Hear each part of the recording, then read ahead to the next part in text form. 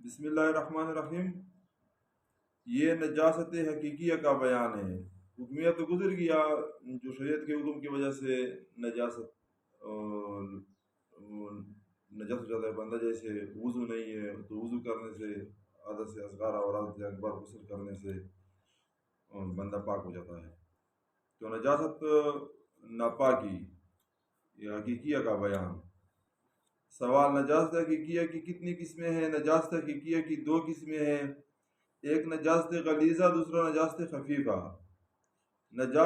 سوال: نجاست غلیظہ اور نجاست خفیفہ کسے کہتے ہیں؟ جواب: جو ناپاکی کے سخت ہو اسے نجاست غلیظہ کہتے ہیں، اور جو نجاست کے ہلکی ہو اسے نجاست خفیفہ کہتے ہیں۔ سوال: کتنی چیزیں نجاست غلیظہ ہیں؟ جواب: آدمی کا پیشاب پاخانہ اور جانوروں کا پاخانہ اور حرام جانوروں کا پیشاب اور آدمی اور جانور کا بہتا ہوا خون اور شراب اور مرغی اور بطخ کی بیٹ نجاست غلیظہ ہے۔ اس کا مرغی اور بطخ کا بیٹ پاخانہ یعنی نجاست غلیظہ ہے۔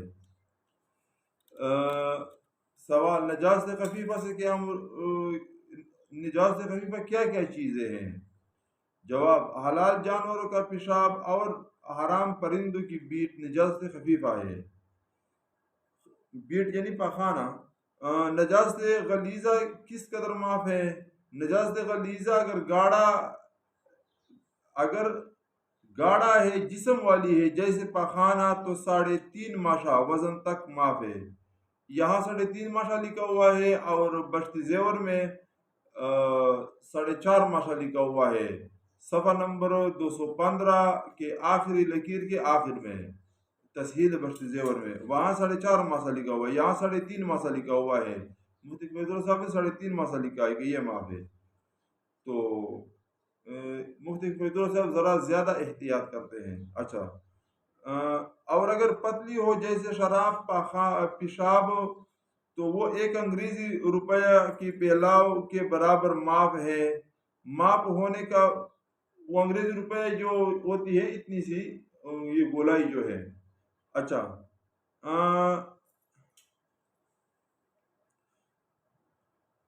انگریزی روپے کے پھیلاؤ کے برابر معاف ہے۔ معاف ہونے کا مطلب یہ ہے کہ اگر اتنی نجاست بدن یا کپڑے پر لگی ہو اور نماز پڑھ لی تو نماز ہو جائے گی مگر مکروہ ہوگی، اور قصدن اتنی نجاست بھی لگی رکھنا جائز نہیں۔ فرض کیا اتنی چھوٹی سی نجاست لگی تھی اور پھر آپ بھول گئے یا نماز پڑھ لیا تو نماز ہو جائے گی لیکن مکروہ ہوگی۔ لیکن اگر آپ کو پتہ ہے اور پھر نماز پڑھ رہے ہو، نہیں، پھر پہلے دھو لو پھر نماز پڑھو۔ سوال: نجاست خفیفہ کتنی معاف ہے؟ جواب: 1/4 کپڑا یا 1/4 عضو، جیسے ہاتھ ہے یا پاؤں ہے اس کا 1/4 حصہ سے کم۔ 1/4 کپڑا یا 1/4 عضو سے کم ہو تو معاف ہے۔ 1/4 کپڑا۔ اچھا، سوال: نجاست حقیقہ سے کپڑا یا بدن کس طرح پاک کیا جائے؟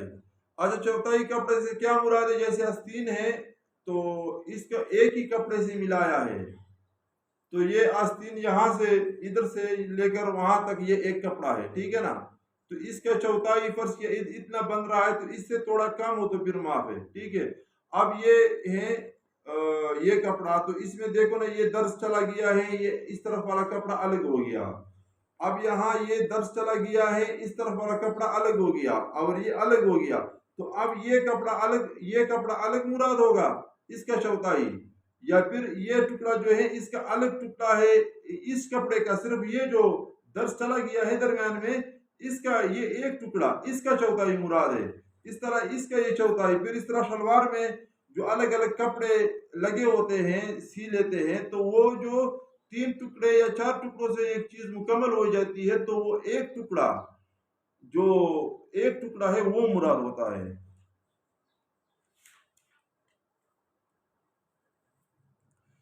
1/4 کپڑے 1/4 عضو سے کم ہو تو معاف ہے۔ سوال: نجاست حقیقیہ سے کپڑا یا بدن کس طرح پاک کیا جائے؟ جواب: نجاست کی کیا چاہے غلیظہ ہو یا خفیفہ، کپڑے پر ہو یا بدن پر، پانی سے 3 بار دھو لینے سے پاک ہو جاتی ہے۔ کپڑے کو 3 دفعہ نچوڑنا بھی ضروری ہے۔ پانی کے سوا اور کسی چیز سے بھی پاک ہو سکتی ہے یا نہیں؟ جواب: ہاں، جو چیز پتلی ہو اور بہنے والی ہے، جیسے سرکہ یا تربوز کا پانی، ان کے ساتھ دھونے سے بھی نجاست حقیقیہ پاک ہو جاتی ہے۔ تو اگر جسم والی ہے، وہ یہاں لگ گئی تو دو کر وہ جسم بھی دور کرنا ہے۔ پخانہ ہے، پخانہ بھی دور کرنا ہے، پھر نچوڑنا ہے۔ ایسا نہیں ہے کہ پخانہ ادھر لگا ہوا ہے، آپ اس کو نچوڑ رہے ہو تو اس سے پاک نہیں ہوگا، وہ جسم بھی دور کرنا ہوگا جو آپ کو نظر آ رہا ہے، ٹھیک ہے نا۔ آگے استنجا کا بیان ہے۔ استنجا کا بیان۔ سوال: استنجا کسے کہتے ہیں؟ جواب: پخانہ یا پیشاب کرنے کے بعد جو ناپاکی بدن پر لگی رہے، اس کے پاک کرنے کو استنجا کہتے ہیں۔ جو ہم پخانہ یا پیشاب کر لیتے ہیں، بدن کو لگ جاتی ہے، اب اس کو دھونا ہے، تو اس دھونے کو پاک کرنے کو استنجا کہتے ہیں۔ سوال: پیشاب کے بعد استنجا کرنے کا طریقہ کیا ہے؟ جواب: پیشاب کرنے کے بعد پاک ڈیلے سے پیشاب کو سکھانا چاہیے، اس کے بعد پانی سے دھو ڈالنا چاہیے۔ سوال: پخانے کے بعد استنجا کا کیا طریقہ ہے؟ جواب: پخانے کے بعد مٹی کے 3 یا 5 ڈیلوں سے پخانہ کے مقام کو صاف کرے، پھر پانی سے دھو ڈالے۔ آج کل ٹیشو پیپر استعمال ہو رہا ہے، تو اچھی بات ڈیلا ہے، یا ضائع کپڑا، جو پہلے تو لوگ باہر جاتے تھے تو جو ضائع کپڑا کا ٹکڑا مل جاتا تھا اس سے صاف کرتے تھے۔ بہرحال استنجا۔ سوال: استنجا کرنا کیسا ہے؟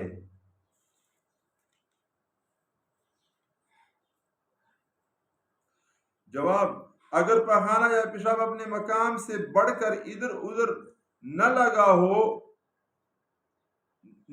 ہو تو استنجا کرنا مستحب ہے، اور اگر نجاست ادھر ادھر لگ گئی ہو مگر 1 درہم کے برابر یا اس سے کم لگی ہو تو استنجا کرنا سنت ہے۔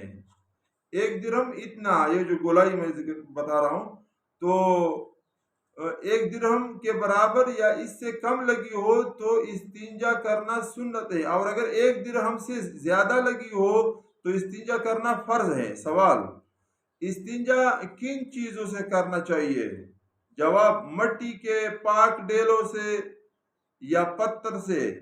سوال: استنجا کن چیزوں سے مکروہ ہے؟ جواب: ہڈی، لید، گوبر اور کھانے کی چیزوں، کوئلے اور کپڑے اور کاغذ سے استنجا کرنا مکروہ ہے۔ عام کپڑے کو ضائع نہیں کرنا چاہیے، اور یہ کوئلہ وغیرہ سے زخم وغیرہ کوئی نقصان آ جا سکتا ہے بدن کو۔ گوبر تو خود گندا ہے، لید گندا ہے، ہڈی یہ جنات وغیرہ کا خوراک ہے، تو ان چیزوں سے استنجا کرنا مکروہ ہے۔ کاغذ علم کے لیے استعمال ہو رہا ہے، سیکھنے سکھانے کے لیے استعمال ہو رہا ہے، تو اس سے نہیں کرنا چاہیے۔ سوال: استنجا کس ہاتھ سے کرنا چاہیے؟ جواب: بائیں ہاتھ سے کرنا چاہیے، دائیں ہاتھ سے استنجا کرنا مکروہ ہے۔ استنجا کے لیے یہ ہاتھ ہیں اور ناک صاف کرنے کے لیے یہ ہاتھ ہیں، تو اس سے ہم استنجا کریں گے۔